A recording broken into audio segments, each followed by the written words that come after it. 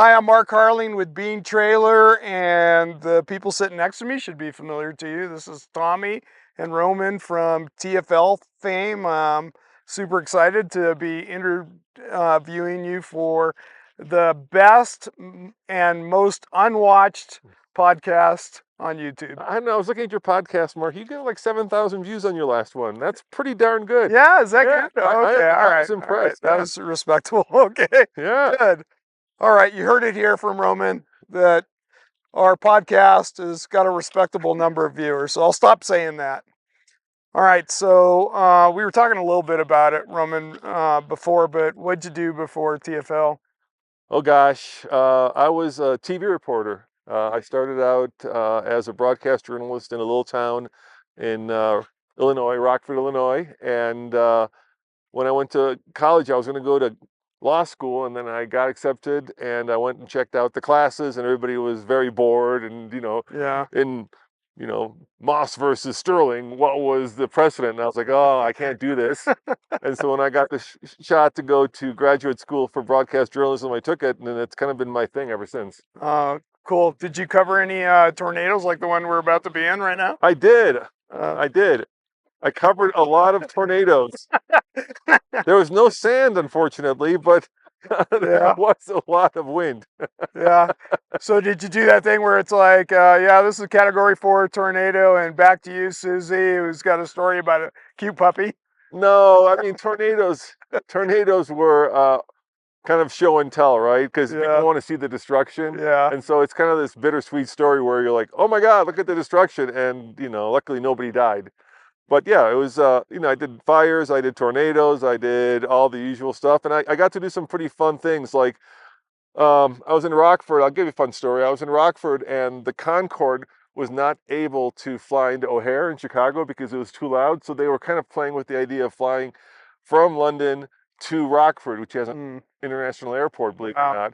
not. And they gave a bunch of journalists a ride. So we got up in the Concorde. You got to fly on the I got Concorde? to fly in the Concorde, and Oh my within I think goodness. I want to say 3 minutes, we were across the border into Canada Oh, wow. at supersonic speeds. So that's like at the edge of the atmosphere, right? Where you fly? No, it just flies Yeah. really quick. Oh, Yeah, okay. so it flies supersonic. Yeah.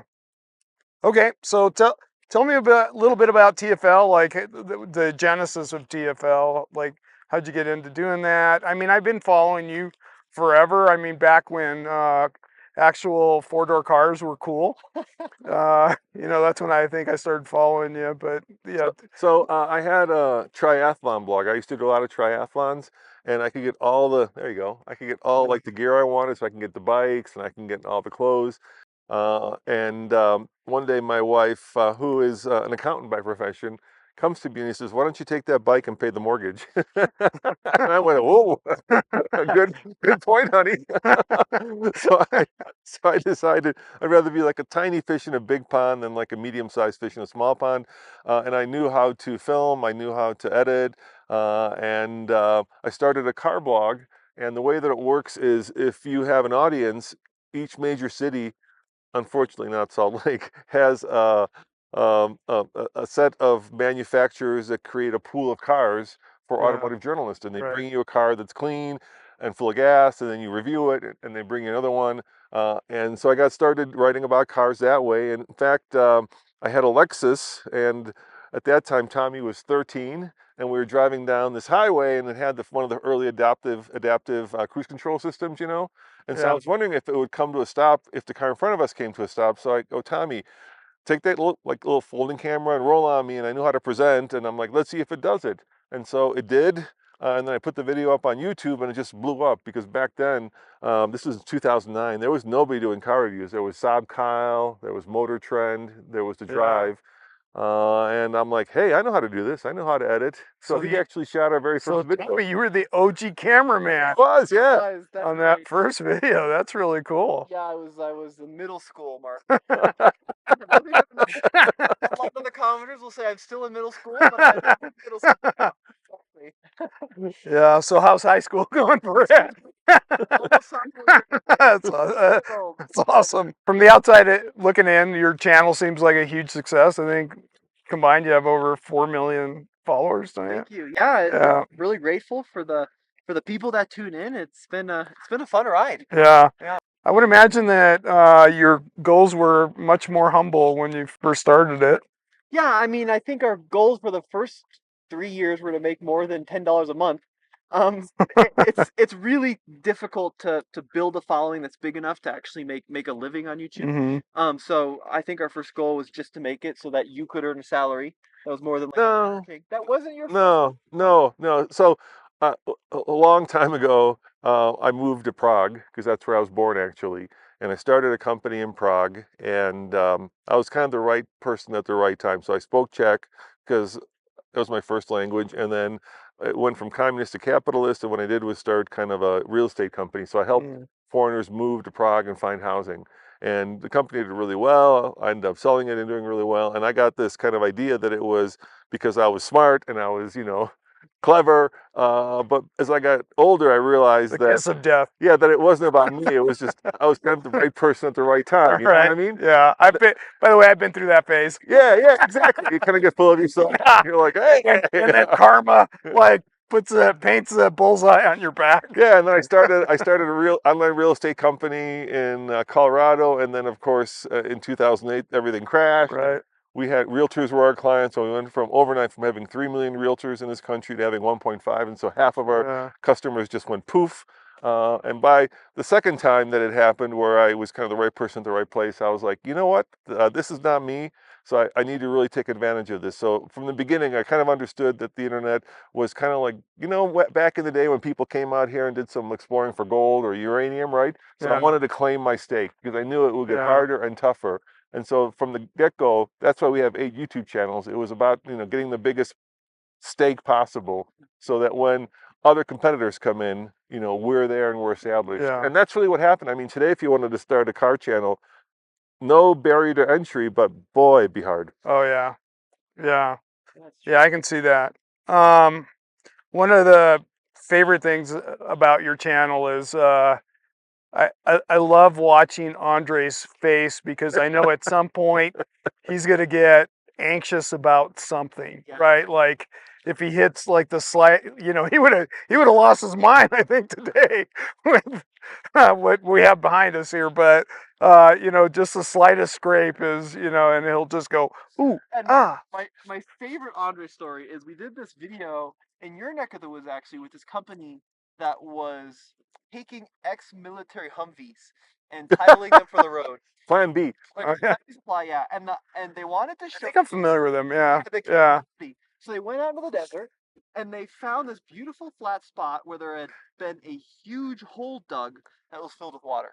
And we're talking it's probably 50 feet long and maybe 20 feet wide. And the funny part about that was you could see where they had put the material that they dug out. Okay, so next oh, to it nice. was a pile about 20 feet tall. Yeah. So Andre's idea and the team's idea was to go into the hole with the Humvee, trying to figure out how deep it was, not seeing the 25-foot tall pile.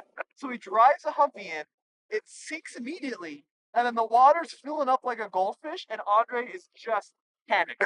He's like looking around, grabbing at stuff, and he wasn't in any danger, but like splashing the water like slowly around. Oh, he was in a little bit of danger because the seatbelt kind of wrapped around him. Oh, yeah. Justified anxiety. It came up like it was Uh, actually yeah. and then he was like in the water.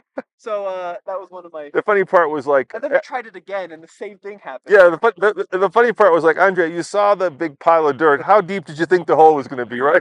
Else in the desert that could make this hole. And what makes Andre so, look, the currency of YouTube is authenticity, right? Yeah. Oh, for sure. And Andre, what He you is see so is what you get. Yeah, yeah. he is exactly the way you see Yeah. him on camera is exactly the way he is in real life, That's which is exactly right. great. How did you meet him? So he actually is a computer engineer. Oh, So okay. he's very That makes technical. sense. I can see Yeah, that. and my neighbor used to work at Oracle, and Andre was one of his employees. Oh. And he was a big Duramax guy, and so Oh. we wanted to do a video on a Duramax. So my neighbor introduced me to him, and he had an old Duramax, and that's kind of how it started. Oh, cool. Yeah. All right. So, Tommy, since you're only in high school, you Thank might you. need to cover your ears for this one. But so I think it would be cool. I don't know if it happened or not, but I think it would be kind of a cool story if, given what you guys do for a living, if Tommy was actually started in production inside of a vehicle. Yeah. Is there a chance that Tommy started production or life inside of a vehicle? So that's so. I could tell you how that started. Please go on. Question is this, Mark. So I'll do it in a YouTube friendly way. Okay. So we had some friends who would name their kids after the town that the kid was conceived in, Oh, which I think is kind of cool, right? So they had a daughter named Sienna, so your name's not Pinto. which is cool. Right. I always wondered what happens, Right. if they got a little frisky in like Milwaukee. Right. Yeah. Right. But let's say Tommy's name would be Aspen Okay. if he were a girl. I thought it would be something like, and this is my son, 318 Okay. guy. All right. So it wasn't in a vehicle. No, it wasn't. But it would be good for the lore of the channel if you had. GX460. Yeah. All right. You kind of answered the question. How old was Tommy when you started TFL? 13. Yeah. Yeah. What's your or do you remember that? Do you remember being the cameraman on that? Yeah. I remember our first shoot was we had this Lexus LS press car, so like 2009. And we wanted adaptive cruise control was like a brand new thing, and we wanted to see if it would slow down to the car in front of us. So my dad handed me this little like flip camera and said, "Roll on this," and it rolled, and then we followed. Flip camera. That's funny. Yeah, you remember those? Yeah. Little- I was so envious of those. Yeah, it looked like a little cigarette case, Yeah. right? That would flip open. Yeah. We followed this Caprice into traffic, and it slowed down, and it was Oscar-winning stuff. We got a whopping 18 views, and then we were off to the races. 1800. Wow. Oh, nice. Yeah. Nice. You got your first check from that? Like No, no. I didn't pay myself a salary for the first like 8 years. Oh, no. Yeah, it took a long time to build up revenue. Really? Yeah. Okay. All right. So, I would imagine that at 13 you didn't say, "Well, I'm going to be a YouTuber with my dad." So, how'd that evolve? Like you being as involved with the channel as you are today? Well, I've always been really into cars. It's always Mhm. been like my number one passion. Yep. And in high school, I really wanted to be an automotive engineer. Yeah. And then I took calculus 2, and that was the end of that dream forever because I hated it. Yeah, that one killed my dreams of being an economist. There you go.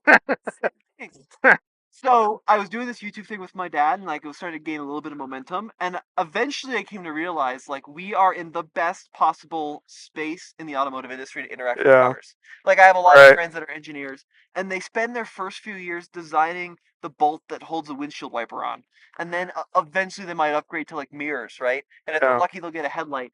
And then you got the dealers who are just on the pointy end of the spear, working with disgruntled customers. So being in Right. the media, being able to talk to the engineers, Yeah. live through their eyes, but then be able to go home and edit a video, it's just like the dream job. Yeah, I Yeah, knew good. pretty early on that like, okay, I want to do this if I can. Yeah.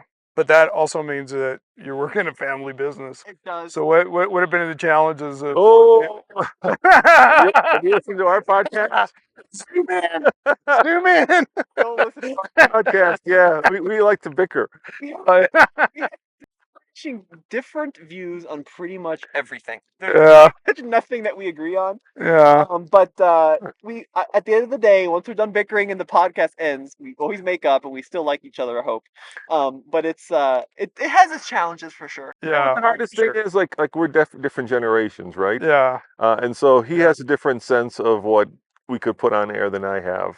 I'm from the 1920s. No, you're very cautious, and I tend to be much more. Well, you're more cautious. Oh yeah, he's never been the monkey that's been at the Oh. branch. He's always been the one holding on to the tree. Yeah, you can tell I'm more in the risk camp. Yeah, Yeah, I think our generation is Yeah. a little bit more Yeah. risk prone. And Yeah, that's more true. risk averse, and so I think Yeah. some of the things that we do and argue about, is about that. So Mark came to us and said, I think it'd be really cool to flip a beam to show the durability. And when our marketing guy told us that, I thought he was actually kidding. I'm like, that's a funny one. When I was, You know, I went to coffee with a couple of friends, and they said, "What are you guys doing this week?" I said, "Oh, I'm going to Moab to flip a trailer," and they looked at each other like, "What the hell?" yeah, when Grant said do it, and I said, yeah, sure, why not? Yeah, We had a lot of discussions on the way over here about it. Well, of course you guys said, yeah, sure, do it. But we're very grateful, and I think we're all a little surprised that it looks as good as it does. Yeah, It's amazing. Yes. yeah, If it you was extremely It violent. was. Yes. If you guys are wondering, we did this for a video proving how tough Bean is, and as you Yeah, can tell, even the glass is not broken. So we are yeah. we By are the way, the door opens. we are truly impressed by what you can do with the Bean. Yes. Yeah. Even upside down.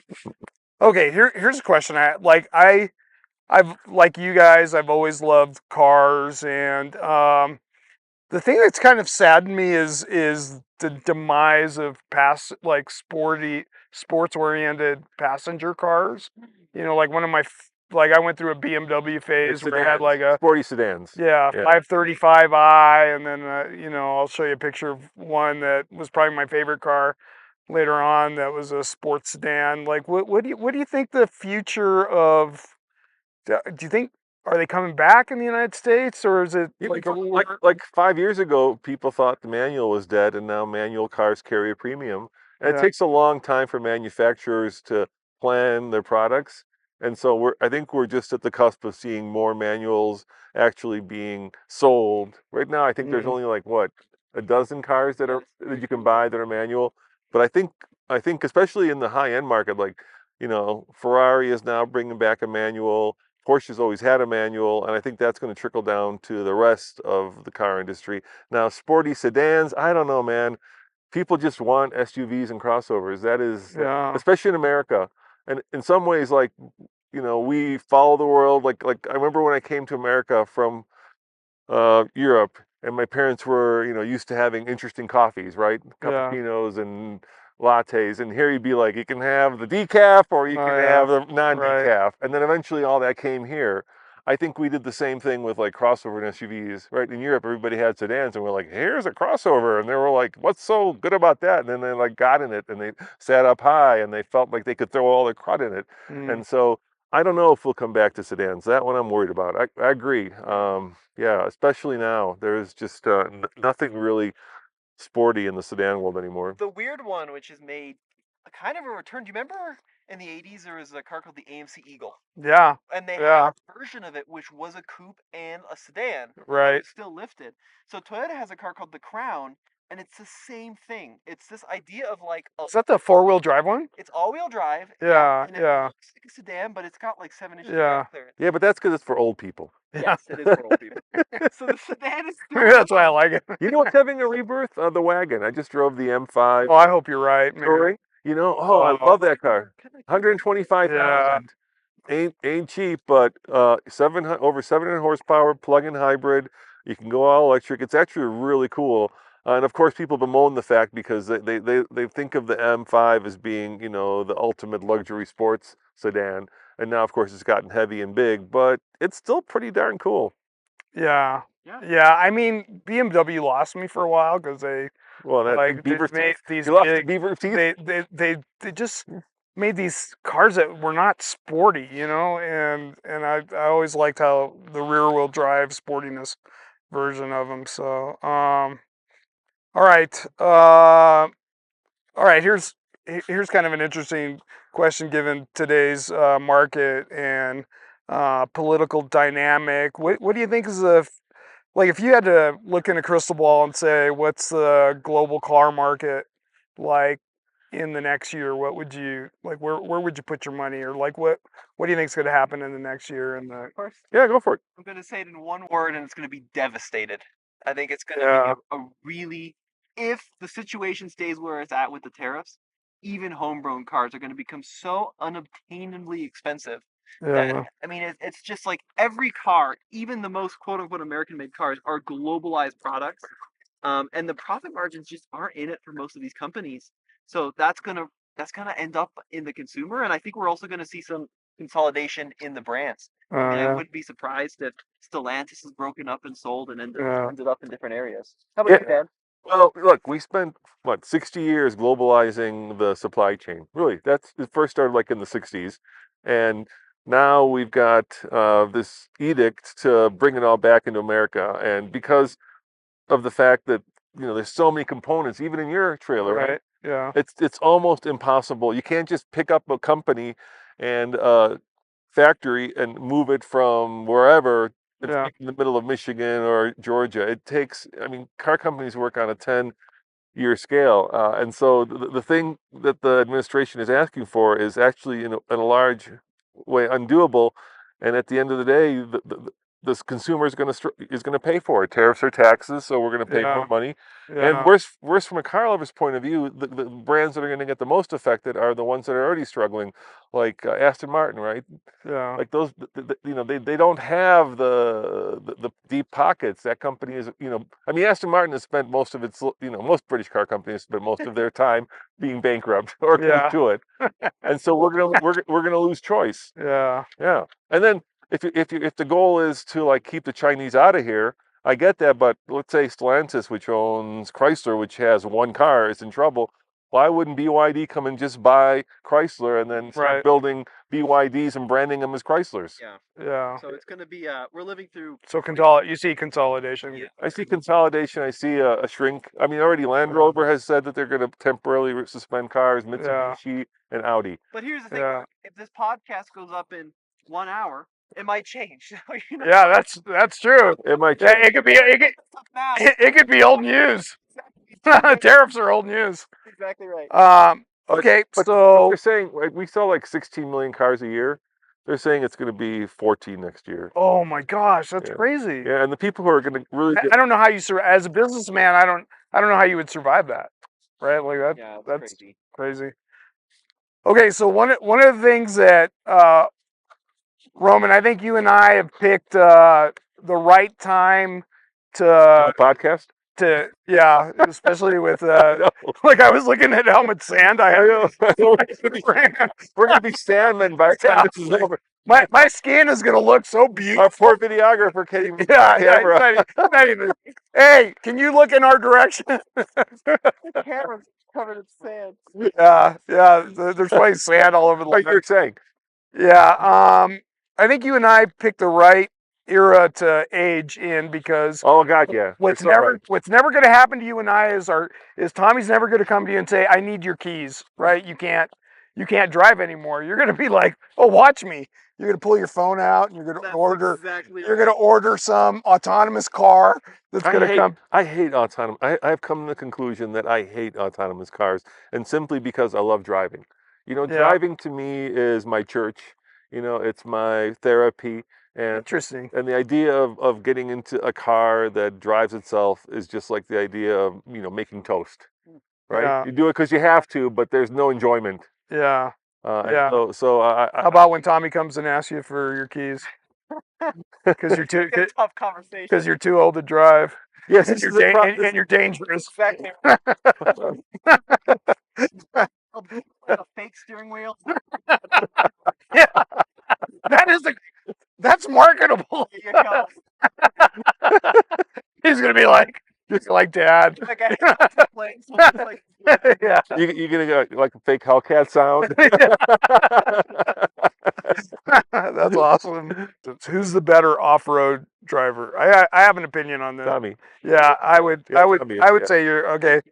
Yeah, for Who's sure. the better track driver? he is. Yeah, that's. Oh, I think Tommy's a better track driver too. I have this problem where, and we know that because we've been on the track and he's gotten better times than I have. So I have the classic problem on track where I overdrive the track. Okay. Yeah, smooth and slow sometimes is fast, and hard and Yeah. fast sometimes is slow. And Yeah, that's true. That's true for a lot of things. I'll Actually. tell you a fun story. So we had when the i8 first came out, our professional test car driver was this guy by the name of Justin Wilson, and he was the only guy that I know who lived in Colorado who actually drove Formula One for real. So he was a Formula One driver. He used to drive. Really? Yeah, he used to drive for Jaguar, and he was driving for CART at the time. And he just happened to live like a mile from our racetrack. And I've been on, racetracks with a lot of race car driver. And most of the times you get in the car and you're like, and it's violent. Yeah. And it's, with Justin, you get in the car and it'd be like a Sunday drive. And then we would time his lap and I would look at the time like, how did you do that? How did you set the track record? And, I felt like I was on a Sunday drive. And so to me, that is the Oh, ultimate. he made it all the way up to Formula One? Yeah, he was Formula One. Yeah, at the time he was and if you watch kart, right? Yeah. The reason they have those halos and those canopies over their heads is because unfortunately he was killed in an accident where a Oh, wheel of geez. another car came off and hit him in the helmet, and that was the end of it. Yeah, Man, that's yeah. terrible. But he taught me just what a really great driver can be. But Yeah. on a much lighter note, Yes, go for it. there is one thing that neither of us can do. What's that? So like Drift? we have some drifting experience. We've both done the Rubicon a couple times, so we had a little bit of experience. But neither of us, for the life of us, can back up a trailer. Oh, you know what? Like we'll edit this out. I can't either. It's so hard. But like, you give me a bean and I will take it wherever you ask me Yeah. to. Maybe not as far as your guys go. Right. But then you ask me to back it into a teeny tiny campsite. I'm like, Andre, I need you, buddy. Oh, I think we do it in his sleep. I put my wife behind the wheel. That's crazy. Like I'm like I get out. You know, like we actually have a video on YouTube where Cindy and I have a competition backing up the trailer. She just kicks my butt. Like she just smokes me on that. Your favorite all-time vehicle? Whoa. Can you give me a category? That would be easier. Like truck, SUV, Nope. sports. My favorite Nope. all-time, one that does it all. It changes, right, based on the car that I have. But right now, it would probably be the Ranger Raptor because it's it does all the off-roading I want. It tows. It's easy enough to park, right? It gets Yeah. good fuel economy. It's got great utility. The back seat is big enough that you can put 4 people into it comfortably, and it's a hell of a lot of fun. It is a lot of fun. If you consider Yeah. $57,000 affordable with Yeah. the average new car being $50K, I think Yeah. it is kind of affordable. So Yeah. that would be my pick. I have one of those and it's amazing. I don't know if I can say how fast we had it going on the Mojave Road with towing a trailer, but it was You were moving. fast. What would you say, Tommy? Mine is kind of a hot take, which doesn't really line up with what we're doing today, but it's got to be the classic Volkswagen Beetle. As an all-around piece of engineering and its impact on society, I don't think there is a better piece of engineering to Yeah. accomplish what it did. Yeah. Durability, longevity, ease of maintenance, even comfort and livability. The Type 1 Volkswagen is just at the top of my list. You just got to ignore the history.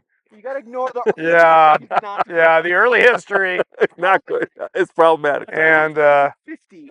yeah. Well, that goes for a lot of things, doesn't it?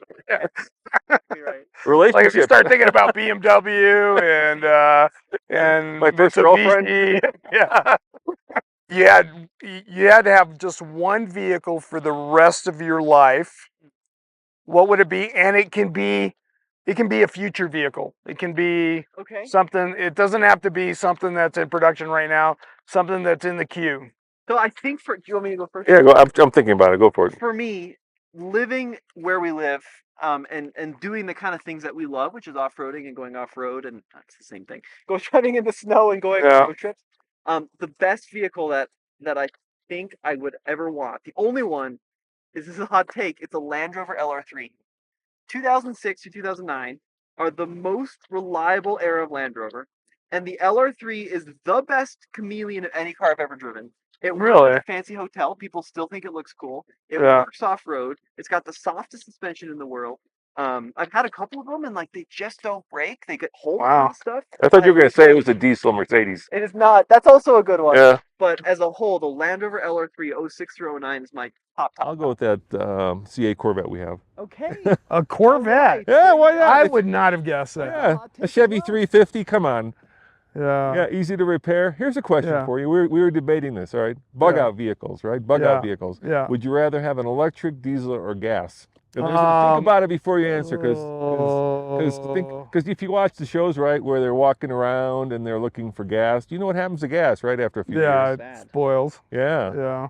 So I think except for I'm going for an electric motorcycle. yeah. That's a good choice. Yeah, I think- That's good. I Because I can like get that. I can recharge that one with panels. solar panels. Exactly, yeah. I mean, if you watch Tesla, not so much. I don't think. No. Yeah. If you watch Mad Max, right, that's all about a refinery. So Yeah. if you get gas or diesel, you're gonna have to refine it somehow. Not easy, but Yeah. all you need is like a motorcycle and a windmill, and you got a powered ride. But Mark, Yeah. what's the answer to your question? One vehicle Yeah, forever. what would you do? Oh, well, I'm the one asking the questions here, Tommy.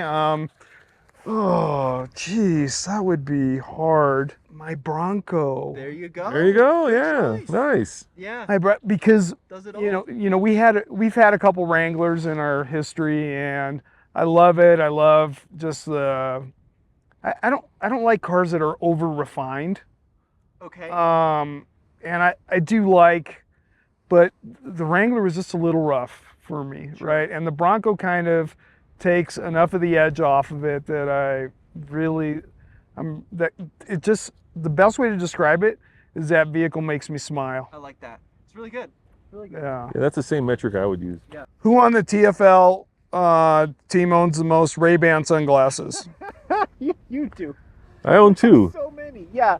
Actually, that's You only have two? I'm No reflecting way. here. I have a lot because I lose them constantly. Yeah. And Case's job is to make sure I have them with me. So he spends more time bringing me sunglasses that I left on the table. I think it's you. Yeah, I have Yeah. a lot of Do you have any other brand of sunglasses besides? No, I just love the Ray-Ban thing. How about you, Roman? I don't care. I used to do like these are the Ray-Bans that have the cameras in them. He's really big into these Really? big Yeah, sunglasses. yeah. So There's a camera in that? Yeah, they're the, Wow, they're that's the cool. meta glasses, and I A thought little creepy.